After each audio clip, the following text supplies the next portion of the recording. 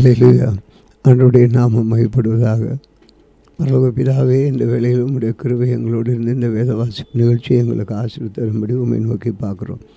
இயேசு கிறிஸ்துவின் நாமத்தில் வேண்டிக் கொள்கிறோம் பிதாவே, ஆமென். அன்பு நேயர்களே, இன்றைக்கு நாம் வாசிக்க வேண்டிய வேத பகுதி ஆதியாகமத்தின் புத்தகம் 27ஆம் அதிகாரம். ஆதியாகமத்தின் புத்தகம் 27ஆம் அதிகாரம். ஈசாக் முதிர் வயதானதனால் அவன் கண்கள் இருளடைந்து பார்வையற்ற ஆன பொழுது அவன் தன் மூத்த குமாரனாகிய ஏசாவை அழைத்து, என் மகனே என்றான். அவன் இதோ இருக்கிறேன் என்றான். அப்பொழுது அவன், நான் முதிர் வயதானேன், என் மரணம் இன்ன நாளில் என்று அறியேன்.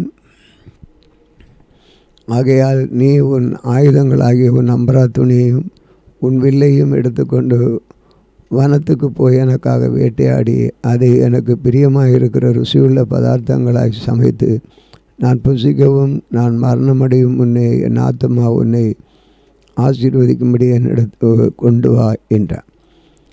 ஈசாக்கு தன் குமாரனாகிய ஏசாவோடு பேசுகையில் ரெபேக்காள் கேட்டுக்கொண்டிருந்தார். ஏசா வேட்டையாடி கொண்டு வரும்படி வனத்துக்கு போனான். அப்பொழுது ரெபேக்காள் தன் குமாரனை யாக்கோபை நோக்கி, உன் தகப்பன் உன் சகோதரனாகிய ஏசாவை அழைத்து, நான் புசித்து எனக்கு மரணம் வரும் முன்னே கர்த்தரை முன்னிட்டு உன்னை ஆசீர்வதிக்கும்படி நீ எனக்காக வேட்டையாடி அதை எனக்கு ருசியுள்ள பதார்த்தங்களாக சமைத்து கொண்டு வா என்று சொல்ல கேட்டேன். ஆகையால் என் மகனே, என் சொல்லை கேட்டு நான் உனக்கு கற்பிக்கிறபடி செய். நீ ஆட்டும் மந்தைக்கு போய் 2 நல்ல வெள்ளாட்டு குட்டிகளை கொண்டு வா. நான் அவைகளை உன் தகப்பனுக்கு பிரியமான ருசியுள்ள பதார்த்தங்களாக சமைப்பேன். உன் தகப்பன் தாம் மரணம் அடையும் முன்னே உன்னை ஆசீர்வதிக்கும்படி அவர் புசிப்பதற்கு நீ அதை அவரிடத்தில் கொண்டு போக வேண்டும் என்றார். அதற்கு யாக்கோபு தன் தாயாகிய ரெபேக்காளை நோக்கி, என் சகோதரனாகிய ஏசா ரோமம் மிகுந்தவன், நான் ரோமம் இல்லாதவன். ஒருவேளை என் தகப்பன் என்னை தடவி பார்ப்பார், அப்பொழுது நான் அவருக்கு எத்தனாய் காணப்பட்டு என் மேல் ஆசீர்வாதத்தை அல்ல சாபத்தை வரப்பண்ணி கொள்வேனே என்றான். அதற்கு அவன், தாய், என் மகனே, உன்மேல் வரும் சாபம் என்மேல் வரட்டும். என் சொல்லை மாத்திரம் கேட்டு நீ போய் அவைகளை என்னிடத்தில் கொண்டு வா என்றான். அவன் போய் அவைகளை பிடித்து தன் தாயினிடத்தில் கொண்டு வந்தான். அவனுடைய தாய் அவள் தகப்பனுக்கும் பிரியமானபடி ருசியுள்ள பதார்த்தங்களை சமைத்தாள். பின்பு ரெபேக்காள் வீட்டில் தன்னிடத்தில் இருந்த தன் மூத்த மகனாகிய ஏசாவின் நல்ல வஸ்திரங்களை எடுத்து தன் இளைய மகனாகிய யாக்கோபு கொடுத்து வெள்ளாட்டு குட்டிகளின் தோலை அவன் மேல் கைகளிலேயும் ரோபம் இல்லாத அவன் கழுத்திலேயும் போட்டு நான் சமைத்த ருசியுள்ள பதார்த்தங்களையும் அப்பங்களையும் தன் குமாரனாகிய யாக்கோபின் கையிலே கொடுத்தான். அவன் தன் தகப்பனிடத்தில் வந்து, என் தகப்பனே என்றான். அதற்கு அவன், இதோ இருக்கிறேன், நீ யார் என் மகனே என்றான். அப்பொழுது யாக்கோபு தன் தகப்பனை நோக்கி, நான் உமது மூத்த மகனாகிய ஏசா, நீர் எனக்கு சொன்னபடி செய்தேன். உம்முடைய ஆத்மா என்னை ஆசீர்வதிக்கும்படி நீர் எழுந்து உட்கார்ந்து நான் வேட்டையாடி கொண்டு வந்ததை புசியும் என்றான். அப்பொழுது ஈசாக்கு தன் குமாரனை நோக்கி, என் மகனே, இது உனக்கு இத்தனை சீக்கிரமாக எப்படி அகப்பட்டது என்றான். அவன், உம்முடைய தேவனாகிய கர்த்தனுக்கு நேரிட பண்ணினார் என்றான். அப்பொழுது ஈசாக்கு யாக்கோபை நோக்கி, என் மகனே, நீ என் குமாரனாகிய ஏசா தானோ அல்லவோ என்று நான் உன்னை தடவி பார்க்கும்படி கிட்டவா என்றான். யாக்கோபு தன் தகப்பனாகிய ஈசா கண்டையிலே கிட்ட போனான். அவன் இவனை தடவி பார்த்து, சத்தம் யாக்கோபின் சத்தம், கைகளோ ஏசாவின் கைகள் என்று சொல்லி, அவனுடைய கைகள் அவன் சகோதரனாகிய ஏசாவின் கைகளைப் போல ரோமம் உள்ளவைகளாக இருந்தபடினாலே இன்னான் என்று அறியாமல் அவனை ஆசீர்வதித்து, நீ என் குமாரனாகிய ஏசா தானே என்றான். அவன், நான் தான் என்றான். அப்பொழுது அவன், என் குமாரனே, நீ வேட்டையாடி கொண்டு வந்ததை நான் புசித்து என் ஆத்துமா உன்னை ஆசீர்வதிக்கும்படி அதை என் கிட்ட கொண்டு வா என்றான். அவன் அதை கிட்ட கொண்டு போனான். அப்பொழுது அவன் புசித்தான். பிற்பாடு திராட்சரசம் அவனுக்கு கொண்டு வந்து கொடுத்தான். அவன் குடித்தான். அப்பொழுது அவன் தகப்பனாகிய ஈசாக்கு அவனை நோக்கி, என் மகனே, நீ கிட்ட வந்து என்னை முத்தம் செய் என்றான். அவன் கிட்ட போய் அவனை முத்தம் செய்தான். அப்பொழுது அவனுடைய வஸ்திரங்களின் வாசனையை மோய்ந்து, இதோ என் குமாரனுடைய வாசனை கர்த்தர் ஆசீர்வதித்த வயல்வெளியின் வாசனையை போல் இருக்கிறது. தேவன் உனக்கு வானத்து பனியையும் பூமியின் கொழுமையும் கொடுத்து மிகுந்த தானியத்தையும் திராட்சரசத்தையும் தந்தருள்வாராக. எனக்கு ஜனங்கள் உன்னை சேபிக்கும், ஜாதிகள் உன்னை வணங்கும் கடவர்கள். உன் சகோதரருக்கு எஜமானாய் இருப்பாய். உன் தாயின் பிள்ளைகள் உன்னை வணங்குவார்கள். உன்னை சபிக்கிறவர்கள் பட்டவர்களும் உன்னை ஆசீர்வதிக்கிறவர்களும் ஆசீர்வதிக்கப்பட்டவர்களுமாக இருப்பார்கள் என்று சொல்லி அவனை ஆசீர்வதித்தான் என்று சொல்லி அவரை ஆசீர்வதித்தான். ஈசாக்கு யாக்கோபை ஆசீர்வதித்து முடித்த போது யாக்கோபு தன் தகப்பனாகிய ஈசாக்கின் சமூகத்தை விட்டு புறப்பட்ட உடனே அவன் சகோதரனாகிய ஏசா வேட்டையாடி வந்து சேர்ந்தான். அவனும் ருசியுள்ள பதார்த்தங்களை சமைத்து தன் தகப்பனண்டைக்கு கொண்டு வந்து, தகப்பனே நோக்கி, உம்முடைய ஆத்துமா என்னை ஆசீர்வதிக்கும்படி என் தகப்பனார் எழுந்திருந்து உம்முடைய குமாரனாகிய நான் வேட்டையாடி கொண்டு வந்ததை புசிப்பாராக என்றார். அப்பொழுது அவன் தகப்பனாகிய ஈசாக்கு, நீர் யார் என்ற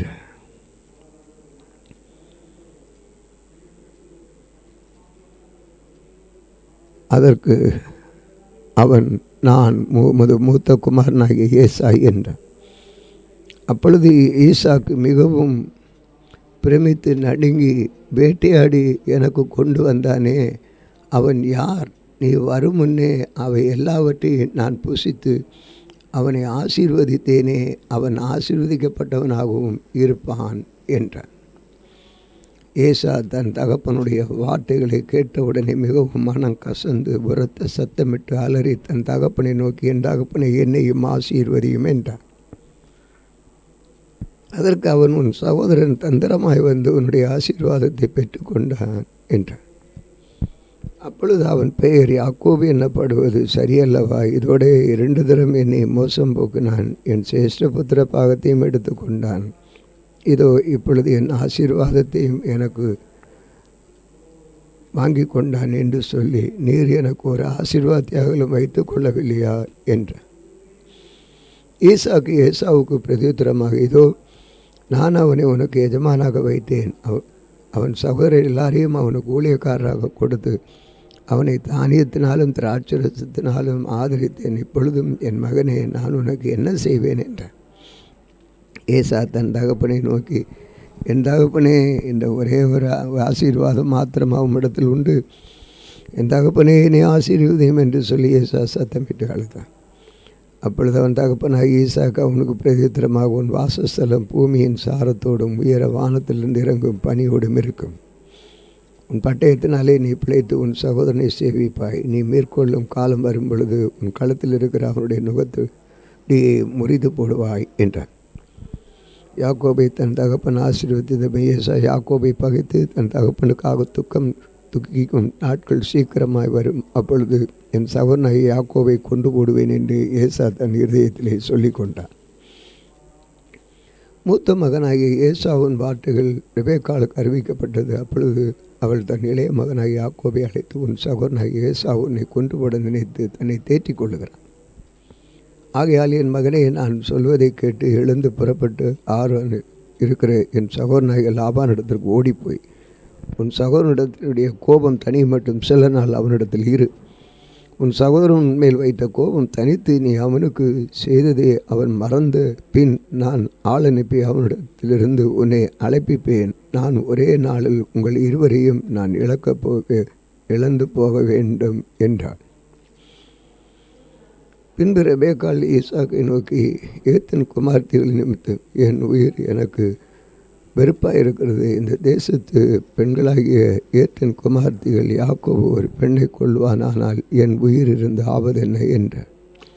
அதிகாரம் 28. ஈசாக்கு யாக்கோபை அழைத்து அவனை ஆசீர்வதித்து, நீ கானானுடைய குமார்த்திகளில் பெண் கொள்ளாமல் எழுந்து புறப்பட்டு பதான் அறாமல் இருக்கிறவன் தகப்பனுடைய தாயினுடைய தகப்பனாகிய பெத்துவேலுடைய வீட்டுக்கு போய் அவ்விடத்தில் உன் தாயின் சகோதரனாகிய லாபானின் குமாரருக்குள் பெண் கொள் என்று அவனுக்கு கட்டளையிட்டான்.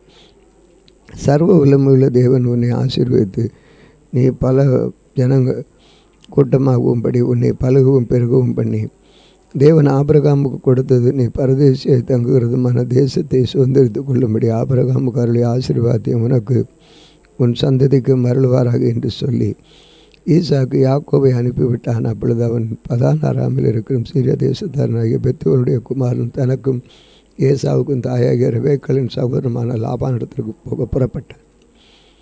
ஈசாக்கு யாக்கோபை ஆசீர்வதித்து ஒரு பெண்ணை கொள்ளும்படி அவனை பதான் அராமுக்கு அனுப்பினதையும் அவனை ஆசீர்வதிக்கையில் நீ கானானுடைய குமார்த்திகள் பெண் கொள்ள வேண்டாம் என்று அவனுக்கு கட்டளையிட்டதையும் யாக்கோபு தன் தகப்பனுக்கும் தன் தாய்க்கும் கீழ்ப்படிந்து பதான் அராமுக்கு புறப்பட்டு போனதையும் ஏசா கண்டதினாலும் கானாருடைய குமார்த்திகள் தன் தகப்பனாகி ஈசாக்கின் பார்வைக்கு ஆகாதவர்கள் என்பதை ஏசா அறிந்ததினாலும் ஏசா இஸ்மவேலிடத்திற்கு போய் தனக்கு முன்னிருந்த மனைவிகளும் என்று ஆபிரகாமுடைய குமாரனாகிய இஸ்மவேலின் குமாரத்தையும் நேபாயோத்தின் சகோதரியுமாகிய மகாலாத்தையும் விவாகம் பண்ணினான். யாக்கோபு பெயர்சபாவை விட்டு புறப்பட்டு ஆரானுக்கு போக பிரயாணம் பண்ணி ஒரு இடத்தில் வந்து சூரியன் அஸ்தமித்தபடியினால் அங்கு ராத்தங்கி அவ்விடத்தில் கற்களில் ஒன்றை எடுத்து தன் தலையின் கீழ் வைத்து அங்கு நித்திரை செய்யும்படி படித்து கொண்டான். அங்கே அவன் ஒரு சொப்பனம் கண்டான். இது ஒரு ஏணி பூமியில் வைக்கப்பட்டிருந்தது. அதில் நுனி வானத்தை எட்டி இருந்தது. அதில் தேவ தூதர் ஏறுகிறவர்களும் இறங்குகிறவர்களுமாக இருந்தார்கள். அதற்கு மேலாக கர்த்தர் நின்று, நான் உன் தேவனாகிய ஆபிரகாம் தேவனும் ஈசாக்கின் தேவனுமாகிய கர்த்தர், நீ பயப்படுகிற படுத்திருக்கிற பூமியை உனக்கும் உன் சந்ததிக்கும் தருவேன். உன் சந்ததி பூமி தூளை போல் இருக்கும். நீ மேற்கையும் கிழக்கையும் வடக்கையும் தெற்கையும் பரம்புவாய். உனக்குள்ளும் உன் சந்ததிக்குள்ளும் பூமியின் வம்சங்கள் எல்லாம் ஆசீர்வதிக்கப்படும். நான் உன்னோடு இருந்து நீ போகிற இடத்திலெல்லாம் உன்னை காத்து இந்த தேசத்துக்கு உன்னை திரும்பி வர பண்ணுவேன். நான் உனக்கு சொன்னதை செய்யும் அளவும் உன்னை கைவிடுவதில்லை என்றார். யாக்கோபு நித்திரை தெளிந்து விழித்தபோது மெய்யாகவே கர்த்தர் இந்த ஸ்தலத்தில் இருக்கிறார், இதை நான் அறியாதிருந்தேன் என்றார். அவன் பயந்து, இந்த ஸ்தலம் எவ்வளோ பயங்கரமாக இருக்கிறது, தேவனுடைய வீடே அல்லாமல் வேறு அல்ல, இது வானத்தின் வாசல் என்றார். அதிகாலையிலே யாக்கோபு எழுந்து தன் தலையின் கீழ் வைத்திருந்த கல்லை எடுத்து அதை தூணாக நிறுத்தி அதன் மேல் எண்ணெய் வார்த்து அந்த ஸ்தலத்திற்கு பெத்தேல் என்று பெயரிட்டான். அதற்கு முன்னே ஊருக்கு லூஸ் என்று பெயர் இருந்தது. அப்பொழுது யாக்கோபு தேவன் என்னோட கூட இருந்து நான் போகிற வழியிலே என்னை காப்பாற்றி உன்னை ஆகாரமும் உடுக்க உடையும் எனக்கு தந்து என்னை என் தகப்பன் வீட்டுக்கு சமாதானத்தை திரும்பி வர பண்ணுவாரானால் கர்த்தர் எனக்கு தேவனாக இருப்பார். நான் தூணாக நிறுத்தின இந்த கல் தேவனுக்கு வீடாகும். தேவரீர் எனக்கு தரும் எல்லாவற்றிலும் உமக்கு தசமபாகம் செலுத்துவேன் என்று சொல்லி பொருத்தனை பண்ணிக்கொண்டார். அதிகாரம் 29. யாக்கோபு பிரயாணம் பண்ணி கீழ்த்திசையின் தேசத்தில் போய் சேர்ந்தான். அங்கே வயல்வெளியிலே ஒரு கிணட்டையும் அதன் அருகே மடங்கி இருக்கிற 3 ஆட்டு மந்தைகளையும் கண்டான். அந்த கிணற்றிலே மந்தைகளுமாய் தண்ணீர் காட்டுவார்கள். அந்த கிணற்றின் வாய் ஒரு பெரிய கல்லினால் அடைக்கப்பட்டது. அவ்விடத்தில் மந்தைகள் எல்லாம் சேர்ந்த பின் கிணற்றின் வாயில் இருக்கும் கல்லை மேய்ப்பர் புரட்டி ஆடுகளுக்கு தண்ணீர் காட்டி மறுபடியும் கல்லை முன்னிருந்தபடி கிணற்றின் வாயில் வைப்பார்கள். யாக்கோபு அவர்களை பார்த்து, சகோதரரே, நீங்கள் எவ்விடத்த என்றான். அவர்கள், நாங்கள் ஆரான் ஊராட் என்றார்கள். அப்பொழுது அவன், நாகூரின் குமாரனாகிய லாபானை அறிவீர்களா என்று கேட்டான். அறிவோம் என்றார். அவன் சுகமாக இருக்கிறானா என்று விசாரித்தான். அதற்கு அவர்கள், சுகமாக இருக்கிறான். அவன் குமார்த்தியாக ராகேல் அதோ ஆடுகளை ஓட்டி கொண்டு வருகிறாள் என்று சொன்னான். அப்பொழுது அவள், இன்னும் பொழுதிருக்கிறது, இது மந்தைகளை சேர்க்கிற வேலை அல்லவே, ஆடுகளுக்கு தண்ணீர் காட்டி இன்னும் மேய விடலாம் என்றார். அதற்கு அவர்கள், எல்லா மந்தைகளும் சேரும் முன்னே அப்படி செய்யக்கூடாது, சேர்ந்த பின் கிணற்றில் வாயிலுள்ள கல்லை புரட்டுவார்கள், அப்பொழுது ஆடுகளுக்கு தண்ணீர் காட்டுவோம் என்றார்கள். அவர் பேசி கொண்டிருக்கும் பொழுது தன் தகப்பனுடைய ஆடுகளை மேய்த்து கொண்டு ராகேல் அந்த ஆடுகளை மேய்த்து கொண்டு வந்தார். யாக்கோபு தன் தாயின் சகோதரனாகிய லாபானுடைய குமார்த்தியாகிய ராகேலையும் தன் தாயின் சகோதரனாகிய லாபானின் ஆடுகளையும் கண்டபொழுது யாக்கோபு கிணற்று வாயிலிருந்த கல்லை புரட்டி தன் தாயின் சகோதரனாகிய லாபானின் ஆடுகளுக்கு தண்ணீர் காட்டினான். பின்பு யாக்கோபு ராகேலை முத்தம் செய்து சத்தமிட்டு அழுது, தான் அவன் தகப்பனுடைய மருமகன் என்றும் ரெபேக்காளின் குமாரன் என்றும் ஈசாக் அறிவிட்டான். அவள் ஓடிப்போய் தன் தகப்பனுக்கு அறிவிட்டான்.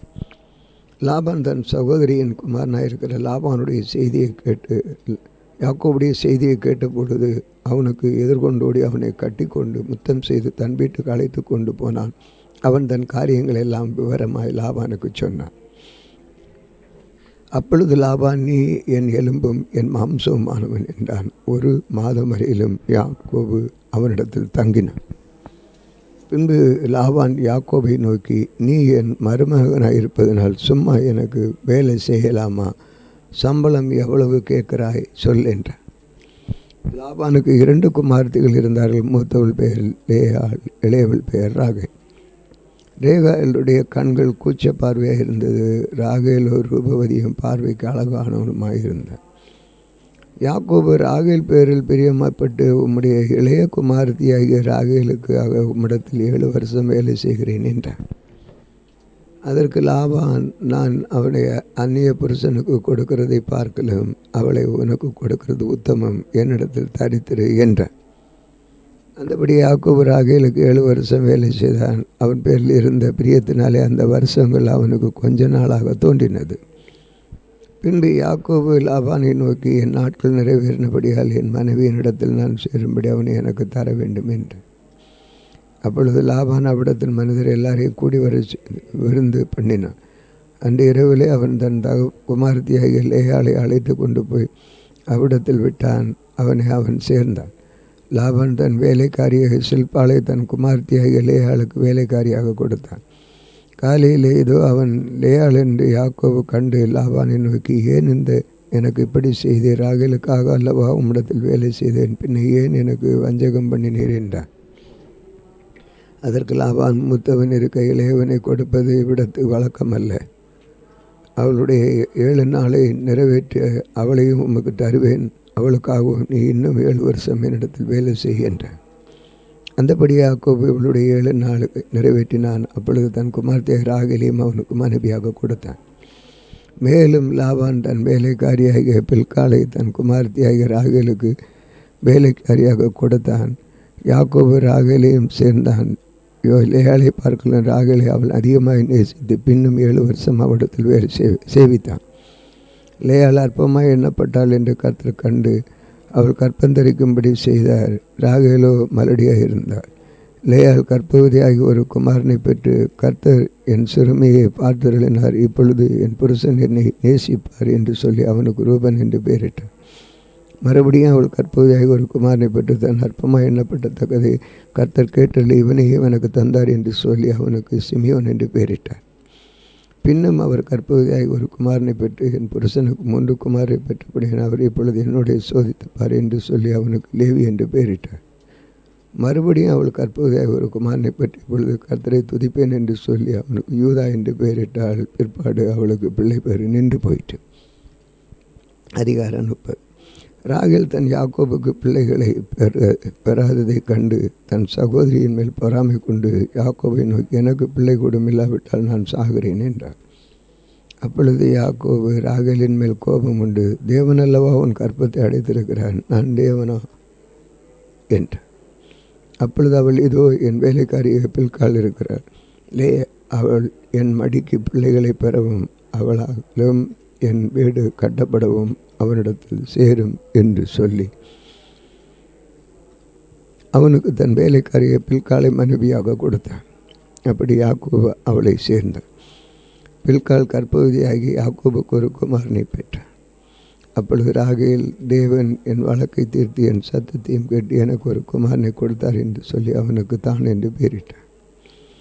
மறுபடியும் ராகேலின் வேலைக்காரியாகிய பில்காள் கற்பவதியாகி யாக்கோபுக்கு 2ஆம் குமாரனை பெற்றான்.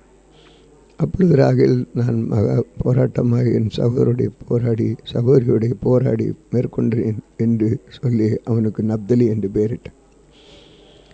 லேயாள் தன் பிள்ளை பெறுகிறது நின்று போனதை கண்டு தன் வேலைக்காரியாக சில்பாளை அழைத்து அவளை யாக்கோபுக்கு மனைவியாக கொடுத்தான்.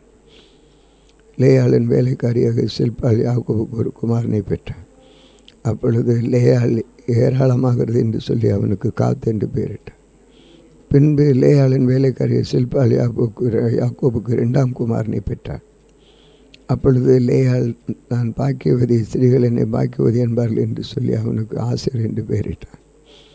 கோதுமை அறுப்பு நாட்களில் ரூபன் வயல்வெளியிலே போய் தூதாயின் கனிகளை கொண்டு வந்து அவைகளை கொண்டு வந்து தன் தாயாகிய லேயாளிடத்தில் கொடுத்தான். அப்பொழுது ராகேல் லேயாளை நோக்கி, உன் குமாரனுடைய தூதாயின் கனியில் எனக்கு கொஞ்சம் தாய் என்றான். அதற்கு அவன், நீ என் புருஷனை எடுத்துக்கொண்டது அற்ப காரியமா? என் குமாரனுடைய தூதாயின் கனிகளையும் எடுத்துக்கொள்ள வேண்டுமோ என்றார். அதற்கு ராகேல், உன் குமாரனுடைய தூதாயின் கனிகளுக்கு ஈடாக இன்று இரவு அவர் உன்னுடைய சயனிக்கட்டும் என்று. சாயங்காலத்தில் யாக்கோபு வெளியிருந்து வருகையில் லேயாள் புறப்பட்டு அவனுக்கு எதிர்கொண்டு போய், என் குமாரனுடைய தூதாயின் கனிகளால் உம்மை கொண்டேன், ஆகையால் நீர் என்னிடத்தில் வர வேண்டும் என்றார். அவன் அன்று இரவு அவளுடைய சயனித்தான். தேவன் லேயாளுக்கு செவி கொடுத்தார். அவள் கர்ப்பவதியாகி யாக்கோபுக்கு 5ஆம் குமாரனை பெற்றார். அப்பொழுது லேயாள், நான் என் வேலைக்காரி என் புருஷனுக்கு கொடுத்த பலனை தேவன் எனக்கு தந்தார் என்று சொல்லி அவனுக்கு இசக்கர் என்று பெயரிட்டார். அப்புறம் லேயாள் கர்ப்பவதியாகி யாக்கோபுக்கு 6ஆம் குமாரனை பெற்றார்.